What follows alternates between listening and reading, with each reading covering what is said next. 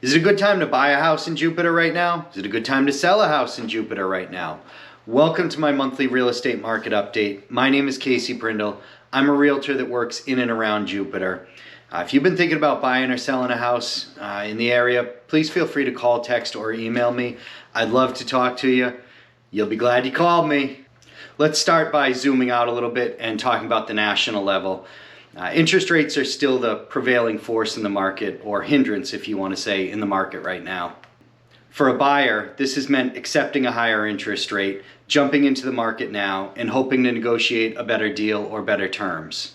Or waiting for interest rates to fall, hoping that there is not bidding wars based on pent-up demand, because everybody else is hoping that interest rates fall and jump into the market at the same time. For sellers, we're still in a low inventory environment, which has been incredibly forgiving for you. That low inventory will continue to benefit sellers unless buyers head for the exit all at the same time and demand completely dries up.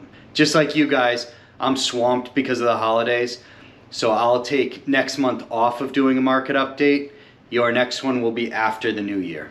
So let's start with single family home data. I'm gonna go ahead and turn my screen around here. This first slide I don't pay a ton of attention to, honestly. I think you guys are better served by data and the sales bracket breakdown than by median value. But that being said, median values are up significantly from 860,000 to 931,000 year over year. So that's a big jump. Not a shocker. Anyone and everyone knows that houses are expensive right now. Total sales last month.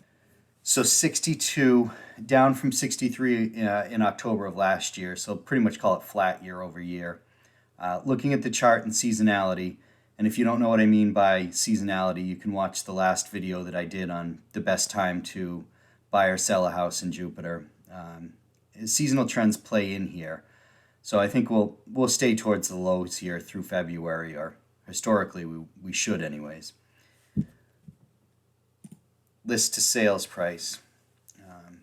Again, if the list to sale price is very low, like it was, say, back here in July, it means that sellers are overestimating the market, and then they've had to reduce the price down before sale, which creates the gap, which, because they're closing much lower than their asking price, the list to sales price shows up much lower. So this kind of means sellers were overestimating the market, whereas sellers were possibly underestimating the market, priced a little bit too low, and they sold over 100% of asking price. So something I think that it's a good thing to keep an eye on for the overall health of the market. But anyways, let's see. So here we are, almost at 97%. I think you can say that buyers and sellers are getting more realistic. I think there's more recognition by sellers that we're not in this crazy market, and more recognition by buyers that we're not in a distressed market, and that they can't just fire off low offers hoping to get one accepted. So for sellers, that means that unlike in July, sellers, I think, are realizing right off the bat that they need to price things more competitively. Median days to sale, how many days the property is on the market before it goes to pending, not including the time it takes to close. It seems to be heading down. It's a great tailwind for sellers and not the greatest news for buyers. The average says if priced correctly, you should be in contract in 30 days. Year over year, we're down slightly from 33 days in October of 2022 to 30 days in October of 23.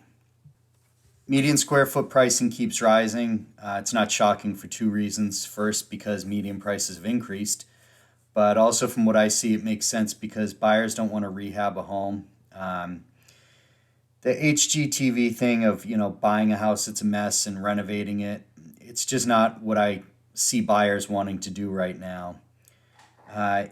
In today's market, I think they're more willing to pay for something renovated, period. It's just hard to convince somebody who's been through a renovation once that they want to try it a second time. Most people just don't. So from what I see and what I'm kind of saying here is, I think this makes sense because buyers would rather overpay and not have to do any work on a home rather than try to get a great deal and dump a bunch of money into renovation costs. Total dollar volume is really what I consider to be one of the most important metrics, I think for obvious reasons. We're down year over year from 93 million to 87 million, but I continue to caution, look at the trend and look at seasonality. This also likely means that there are more sales taking place at lower sales prices this year than there were last year. And again, you can kind of look at the pricing brackets to come up with that, but I think it's all logical here. Months supply of inventory. So the tailwind for sellers has been limited inventory, right? That's the narrative. So what happens if supply increases?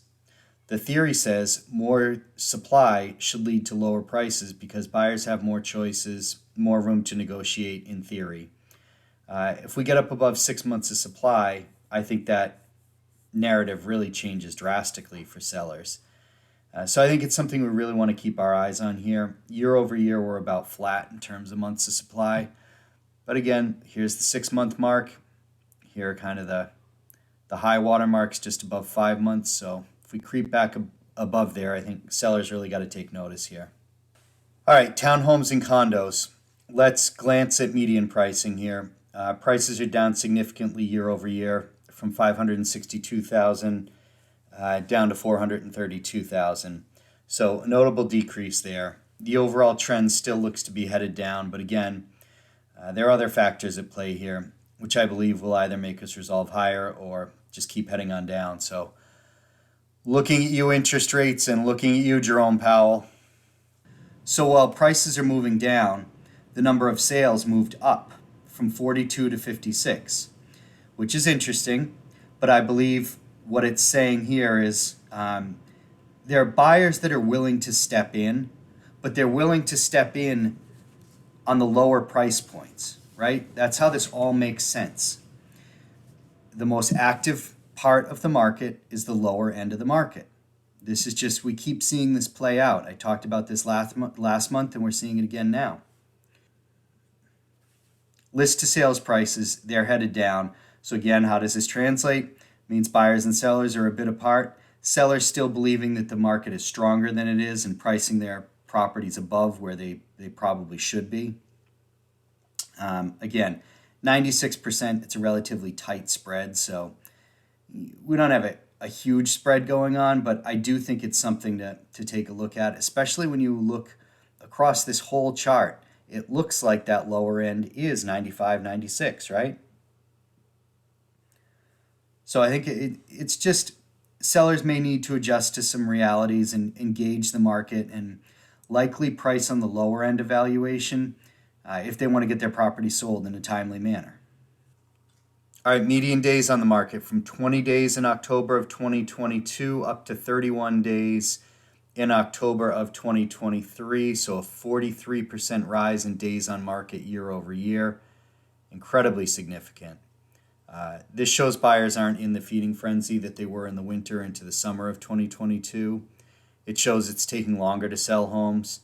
Does this matter in certain price brackets more than others? Hell yeah, it does. If you're on the lower end of the sales price brackets, you're not going to feel like you have much control as a buyer because you're going to have a lot of competition. If you're on the higher end of the sales price brackets, you're going to feel like you have a lot more control and negotiating power as a buyer. Price per square foot looks to be trending down. Not going to spend much time on this here. Kind of covered it in various points throughout. Total dollar volume, I really like this stat. I mean, look, it's how much is selling overall in the market, right? Year over year, we're flat. This chart doesn't really look promising to me. I'd like to see us consistently above that $40 million mark to think that we're setting kind of a floor that we could bounce off of, but we shall see. Months supply of inventory, long one of my most favorite metrics. To recap, 6 months of inventory is said to favor neither buyers nor sellers. Less than 6 months of inventory favors sellers. More than 6 months favors buyers. So we're really kind of at a line in the sand here after what looks like a big roller coaster ride, right? If we keep climbing, I do believe this is where sellers really need to think about getting off the fence or waiting some period of time to list until the supply can draw down again. But this really could be the sea change in the market if supply swells. Again, that would be good for buyers, bad for sellers, and it doesn't look like we're too far away from the highs here, right? All right, I'm going to skip over price brackets as I think updating them quarterly is appropriate.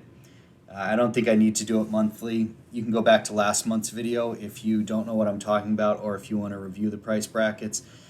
I doubt bracket pricing is going to change that much month over month, but I'll monitor it, and if things really do start to jostle around that much, then I'll put it in every month. But I think quarterly would be about good for now. That's about all I got for you guys. So happy holidays to all. Should you have any questions or if you're thinking about buying or selling a property in Jupiter, always feel free to call, text, or email me, and I'll see you guys after the new year.